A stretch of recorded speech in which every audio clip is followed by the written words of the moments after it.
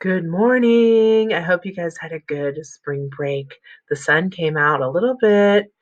Um, Today is Monday, April 6th, 2020. Welcome back. Here's our daily check-in. I'm going to get right into it. This week, as you know, I think you know, we only have e-learning days for Monday and Wednesday. So it's going to start kind of going every other day now with 20 days remaining in the school year with our waiver from the governor. We don't have school Friday this week. All right. So I'm going to just get into our assignments for the week. After the daily check in, I already did some notes for you. Okay. This is something we would normally write in the notebook, but I already have it for you. This is just if you need to refer back to what is what regarding poetry. We already know a lot about similes and metaphors and stanzas. This poem we're going to be reading this week is a narrative poem, but it's kind of a fun twist. There's mythology involved with Orpheus. The actual speaker of the poem is a tree. Okay, just kind of roll with that. The tree is speaking of Orpheus. Orpheus. Who is Orpheus? He was the son of a muse, they believe Calliope perhaps, and Apollo. Um, According to some legends, Apollo gave Orpheus his first lyre. You think of those little mini harps, and Orpheus singing and playing. Orpheus' singing and playing were so beautiful that animals and even trees and rocks moved about him and danced. Oh. So it's going to be this tree telling of when Orpheus came into his life and he came alive, and he and his brothers, the other trees, follow him around, follow Orpheus around until the sad, sad day when Orpheus was killed by some muses and they tore his head off, and his head is floating down the stream, but he's still singing. Okay, I didn't make it up. Like I said, roll with it. It's Greek mythology. It doesn't have to make sense. We've got metaphor, we've got simile, we've got imagery, right? The five senses come alive, vividly descriptive wording, allusion, reference to well-known person, events such as Orpheus, alliteration, a little bit of tongue twisters, personification, those trees come alive. They're walking. They're going to follow Orpheus. And something I had to look this one up because I kept calling it reverse personification. Not exactly. There's a word for it. It's called chromomorphism. It's giving traits of an inanimate object to a human. You're going to see the tree. It's so cute. The tree describes Orpheus in tree-like terms. Like, look at his branches and what funny leaves, his hair. All right, this is just a little bit of notes there if you need to go back and refer to that. All right, your homework, you're going to choose one focus passage. So you're going to have a copy of this in Google Classroom, answer the questions from option A, which is focus passage 1, or option B, focus passage 2. All right, and I've highlighted them in those colors too in the copy of the poem. Okay, flipping back over here, you see that, yeah, click here if you just want to link into the actual poem from here. You can click in and it brings you right over to the poem. Here's a copy of the poem, and I'm going to read this to you so you have it to listen to. This also in blue is a cool animation about the tragic myth of Orpheus and his love, Eurydice. Eurydice or Eurydice. So that's a cool TED animation if you want to watch that for background. All right, here is the poem. I think it's like 4 pages long. It is a narrative poem. The tree has a lot to say, okay? So roll with it. A tree telling of Orpheus. White dawn, stillness. When the rippling began, I took it for a sea wind coming to our valley with rumors of salt, of treeless horizons. But the white fog didn't stir.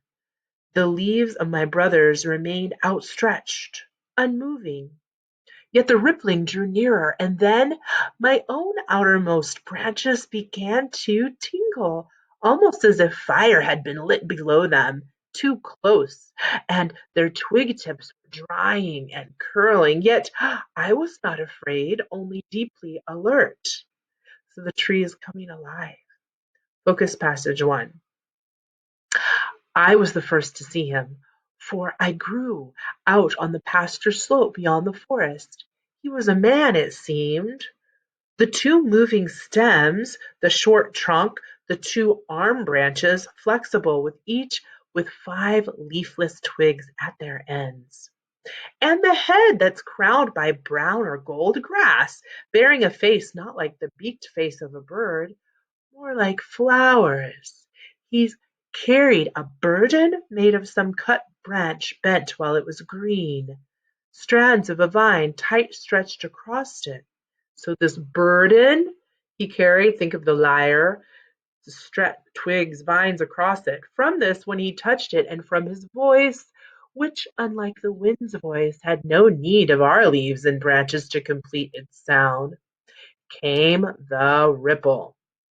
But it was now no longer a ripple. He had come near and stopped in my first shadow. It was a wave that bathed me as if rain rose from below and around me instead of falling. And what I felt was no longer a dry tingling. I seemed to be singing as he sang. I seemed to know what the lark knows. All my sap was mounting towards the sun that by now had risen. The mist was rising. The grass was drying, yet my roots felt music moisten them deep under the earth. He came still closer, leaned on my trunk. The bark thrilled like a leaf still folded. Music! There was no twig of me not trembling with joy and fear. Then, as he sang, Orpheus, it was no longer sounds only that made the music. He spoke, and as no tree listens, I listened, and language came into my roots, out of the earth, into my bark, out of the air, into the pores of my greenest shoots, gently as dew, and there was no word he sang, but I knew its meaning. He told of journeys, of where sun and moon go while we stand in dark, of an earth journey he dreamed he would take some day deeper than roots. He told of the dreams of man, wars, passions, griefs, and I, a tree, understood words. It seemed my thick bark would split like a sapling's that grew too fast in the spring when a late frost wounds it. He's so excited about Orpheus being near him and singing and the beautiful music and song bringing him alive. And now it seems he is understanding what Orpheus is singing about. For fire, he sang, that trees fear, and I, a tree, rejoiced in its flames. New buds broke forth from me, though it was full summer, as though his lyre, now I knew its name, suddenly he knows what a lyre is, were both frost and fire, its cord flamed up to the crown of me. I was seed again, I was furred in the swamp, I was coal, and at the heart of my wood, so close I was to becoming man or God, there was a kind of silence, a kind of sickness, something akin to what men call boredom, something the poem descended a scale, a stream over stones, that gives to a candle a coldness in the midst of its burning. He said, it was then, when in the blaze of his power that reached me and changed me, I thought I should fall my length, that the singer began to leave me, slowly moved from my noon shadow to open light, words leaping and dancing over his shoulders back to me, rivery sweep of lyre tones becoming slowly again ripple, and I in terror, but not in doubt of what I must do, in anguish, in haste, wrenched from the earth, root after root, the soil heaving and cracking, the moss tearing asunder, and behind me the others, my brothers, forgotten since dawn in the forest. They too had heard, and were pulling their roots in pain out of 1,000 years, a layer of dead leaves, rolling the rocks away, breaking themselves out of their depths. You would have thought we would lose the sound of the lyre, of the singing, so dreadful the storm sounds were, where there was no storm, no wind, but rush of our branches moving. It sounded like a mighty storm with all these big trees moving around. Our branches moving, our trunks breasting the air. But the music reached us, clumsily stumbling over our own roots, rustling our leaves in answer. We moved, we followed. All day we followed, uphill and down. We learned to dance, for he would stop where the ground was flat, and words he said taught us to leap and to wind in and out, around one another in figures, the lyre's measures designed. Can you imagine these big trees leaping and dancing and jumping? The singer laughed till he wept to see us. He was so glad. At sunset we came to this place I stand in, this knoll, with its ancient grove that was bare grass then. In the last line of that day his song became farewell. He stilled our longing. Focus passage 2.